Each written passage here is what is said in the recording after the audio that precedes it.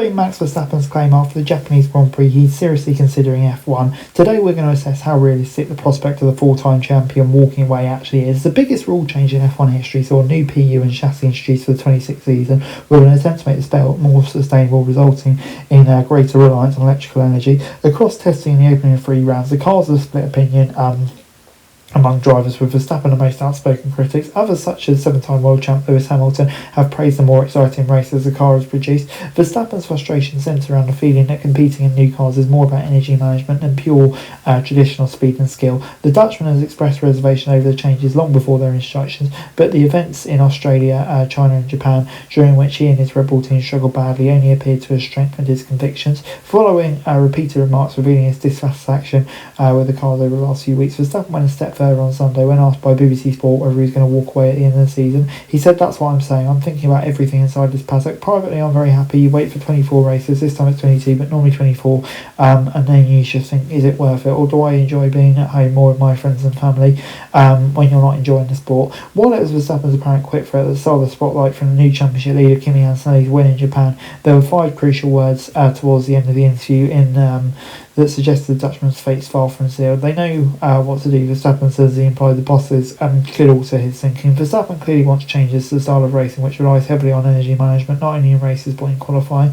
F1's new power unit regs see a 50% split between electrical output and internal combustion output. The extra reliance on electricity means drivers need to recharge their battery in an optimal way, or the car does not need to be super clipping, slowing down to recharge the battery. This partly led to Ollie Behrman's big crash when Haas slipped to the grass to avoid Franco Colapinto, who was slowing down to recharge his battery. The driver appears to be largely united in wanting to alter the element to avoid potential danger. It's increased reliance on battery power, which has led to yo-yo racing, where drivers pass and get repassed in different areas, which Verstappen doesn't enjoy. Hamilton and his teammate Leclerc and George Russell said they have enjoyed the new style of wheel-to-wheel combat, but Verstappen was unimpressed after failing to pass Pierre Gasly, battling for 7th. You can't pass, well, you can pass, but then you have no battery on the next straight. So I tried one time just to have a look. So I passed him into the final shame, but then you have no battery the next straight. So I was like, see you later. The change of battery management has also spilled over into qualifying, with drivers seemingly unable to push the limit. Although Verstappen has not gone into the detail on this aspect of the driving, Leclerc explained in Japan he was frustrated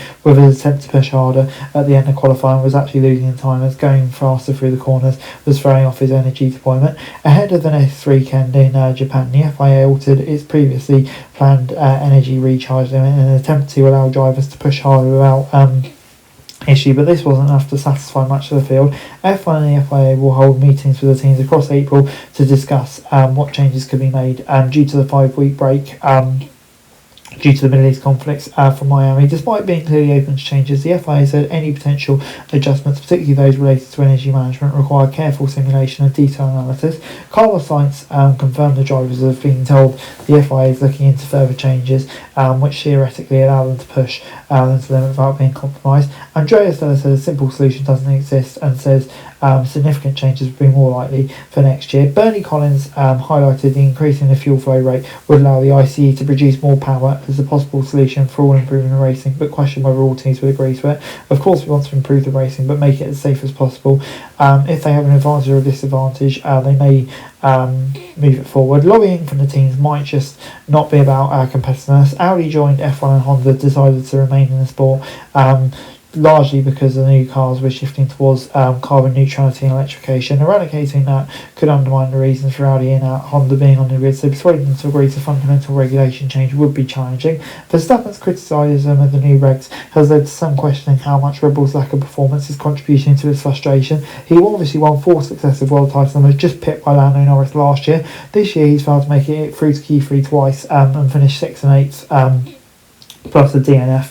Toto Wolff, whose team has won all 3 races this year, said after the Chinese Grand Prix that it was a horror show at Red Bull that's contributing to Verstappen's problems. While Wolff's comments could be seen as Mercedes chief protecting the interests of their team and their strong start, they cannot be said for Laurent Mekies. Mekies said, "We have a lot of work to do, and I'm sure by the time we go in calf car, we'll have a much happier Max." Verstappen also addressed the theory on Sunday and appeared to insist being more competitive wouldn't dramatically change his stance. Now people can easily say, "Yeah, well, you've won so many world championships, so now you don't have a fast car, you're complaining." Maybe you can see it like that, but I feel it different. Verstappen claimed if he liked the cars, he would be more easily accept the position he's in right now. Even when he was in an imperfect championship contending car over the last couple of seasons, Verstappen hunger and competitiveness has become hugely frustrated with his team in some of the tougher moments. We will not know unless Red Bull compete and have a turnaround, or Verstappen moves elsewhere, whether it's to do with these cars or not. While it's rare for drivers to walk away at the peak of their powers, Nico Rosberg obviously did, but Verstappen's been adamant he doesn't want to extend his career in the style of a Hamilton or Alonso. As he prepared for his 200th race at the Dutch Grand Prix in 2024, Verstappen said he passed halfway for sure. His current contract runs until the end of 2028, but it's understood to contain performance clauses where Verstappen could quit if he wanted to at the end of the season. While many of his interests do seem to centre around racing, it also seems to be about Nürburgring and his GT3 team. Verstappen, of course, also becoming a father and reiterating how much of his private life is important to him.